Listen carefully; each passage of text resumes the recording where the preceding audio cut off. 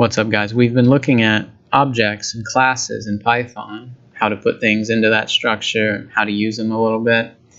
And a lot of people have asked, very reasonably, why do we do this? Why do we put things into that structure when we could just keep using variables and ifs and functions and achieve all the same stuff? So I thought I'd come up with some examples where if you were in a world without classes, you might wish you had them. If you were in a world without classes, you might invent them in order to avoid some trouble you might run into. So here's our first example. Let's say we have a triangle, and the triangle has three sides, and we'll call them A, B, and C.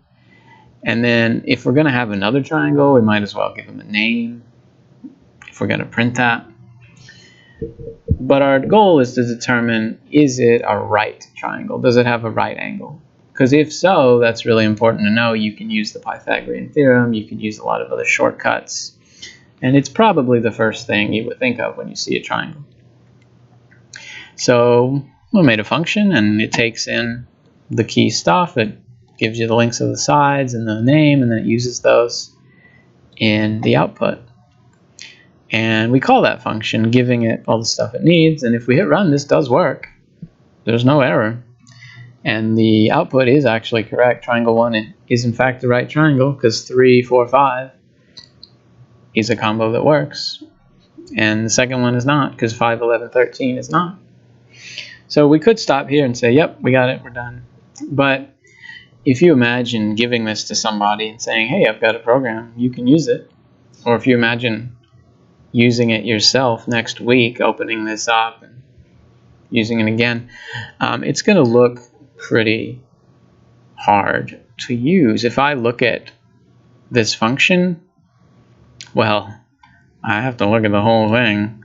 And when I call these and I put in 4 different arguments and they have pretty long names and the names are darn similar and it's hard to tell the difference between 1 side B and 2 side A, then I will very likely make a mistake when I'm looking, typing, or copy pasting. Maybe I did make a mistake on these, it's hard to tell. And when you're creating these, this whole block looks pretty ugly. All the underscores line up, and it reminds me of one of those magic eye images where if you stare at it and unfocus, you might see a boat emerge from the screen. This is tolerable now, but if we added more triangles, if we had 3 and 4, and if we were doing other things with them, like maybe testing for isosceles or whatever, then it would get out of hand. It would be way too many lines, really hard to read, really hard to use, and the attributes of one thing don't really know that they're attributes of that thing. Like when I say triangle 1 side A and triangle 1 side B, those have no connection to each other. Side A doesn't really know that it's related to this any more than it's related to this. And maybe it should. Maybe we could ask the triangle, hey, what are your sides that are all connected to each other? And what are your properties that I want to know? Instead of having all these variables floating around loose in the cytoplasm.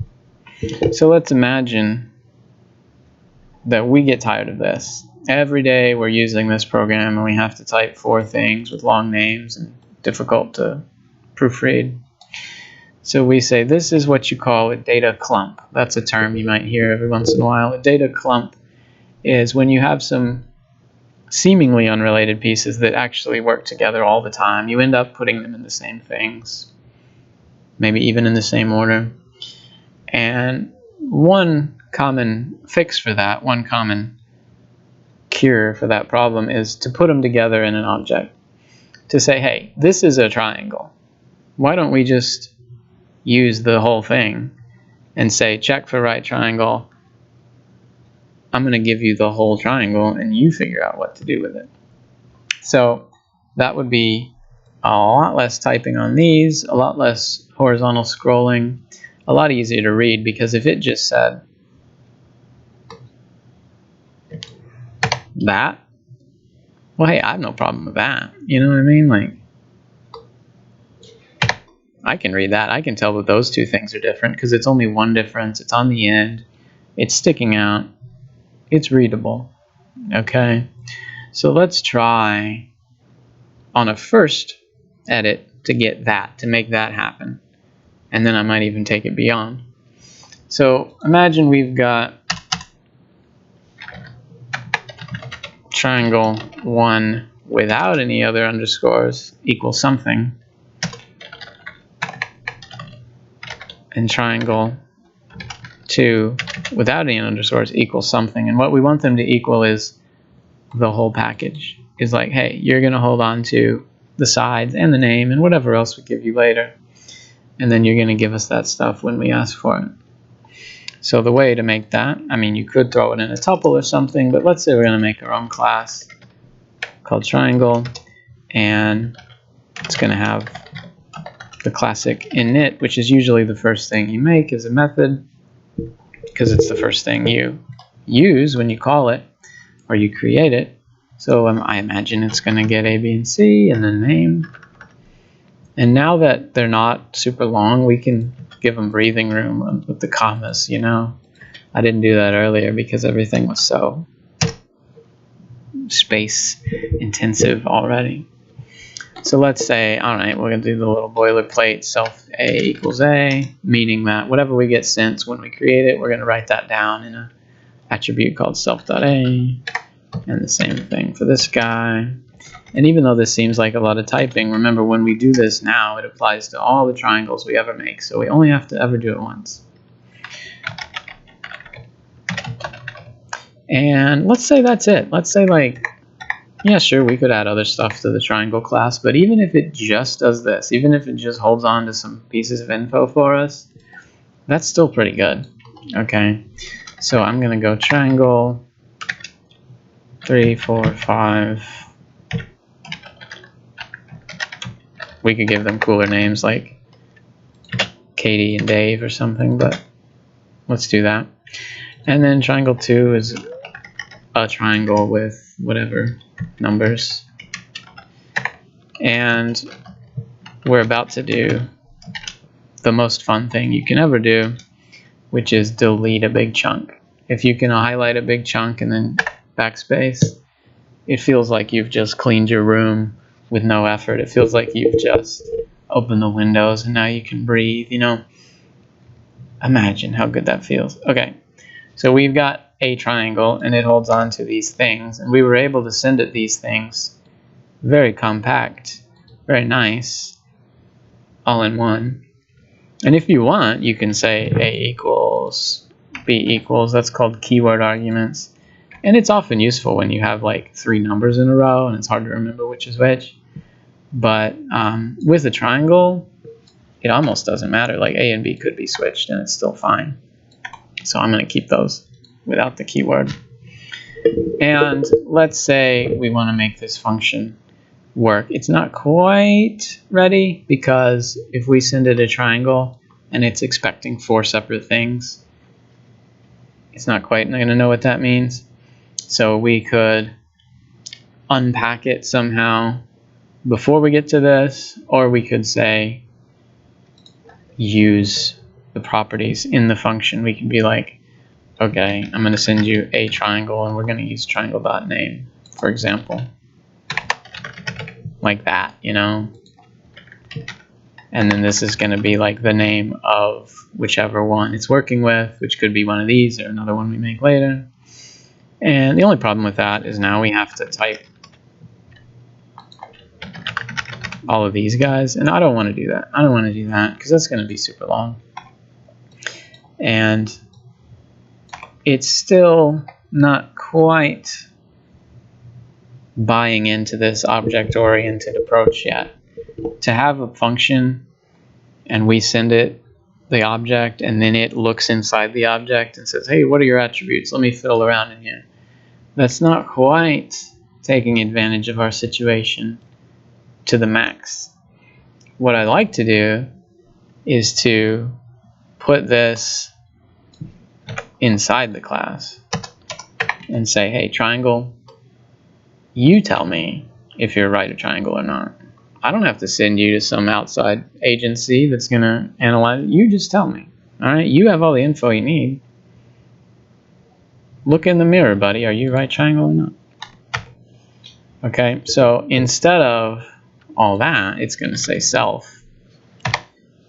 And we don't have to move anything from one place to another. We just say self in the arguments, which is pretty much always the first parameter here, and often the only one.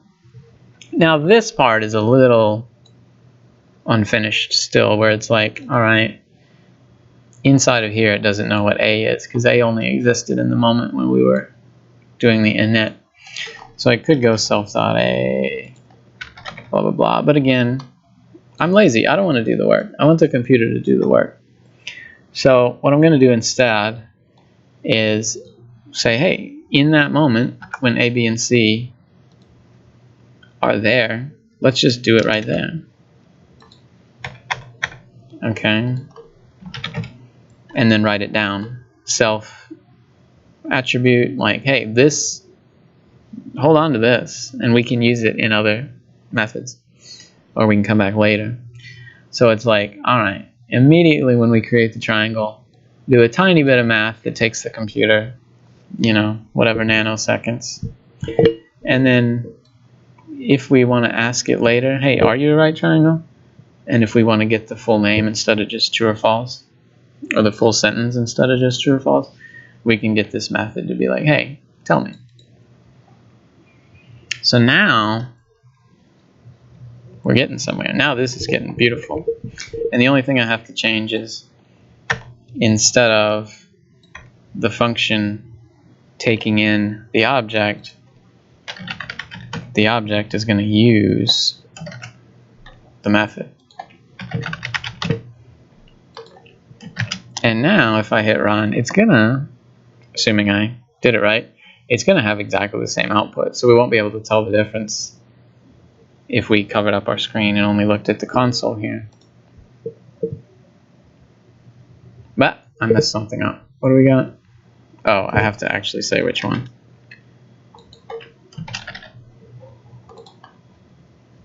Oh my gosh.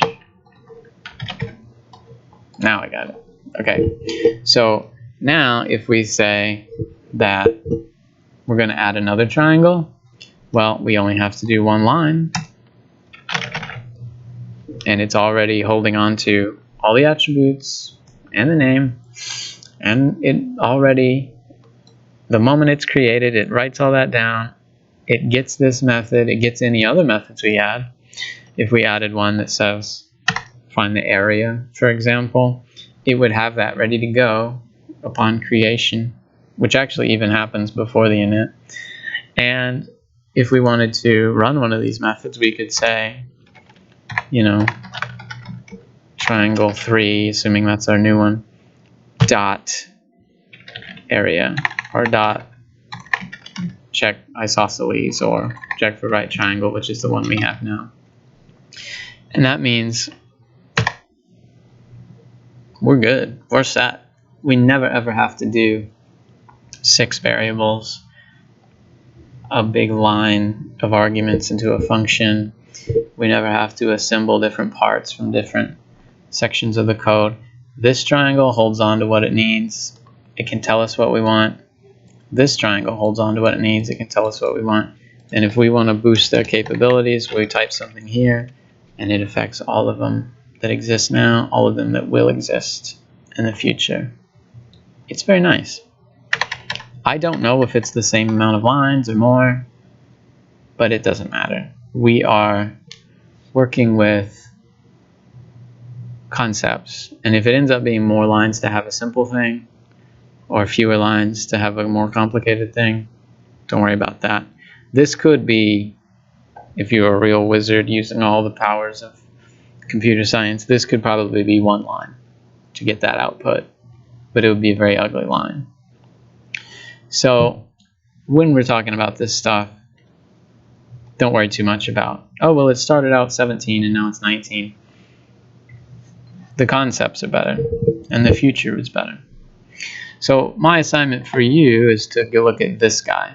I made a little program that's got players and the score, and we're going to say who wins. You could imagine this is like at the end of the game, and the score has been built up through +1s and -1s each round, but now we're there, and we want to say, okay, this guy wins or this girl wins. And since we want to do it as a sentence, we might need the pronouns, so we made that. And it does do the job if I say, okay, who has the higher score? Say it, great. But you can guess, if we add more people, that's increasing this blob. If we look at this, it's even hard to read because the person 1 name, person 1 score, person 2 name, person 2 score. I don't know if I copy pasted that correctly on the ELIF. I don't know if I would be able to reproduce it without making 5 mistakes. And even when I look at it now, my eyes just kind of glaze over. So I want you guys to take this and make it into a class-based situation where we've got a person and the person holds on to some info, and then we can say, hey, person, what's your name, what's your score? I'm going to compare you to the other person, see what happens. For the attributes, you're going to probably put those into an init function. And then for the testing who wins, that could be a function outside of the class where we send it to people and it uses their properties and methods. Or it could be a method of the person class where it's like, okay, self and other, and it's going to compare the two. Either one is going to have the same result. Neither one's going to be the same amount of lines. It just depends on how we're thinking of it, how we're conceptualizing the idea. Are we putting 2 people into a machine and getting an answer spit out? Or are we asking one person, did you beat this guy? And getting an answer from them. Either one's great. Thanks.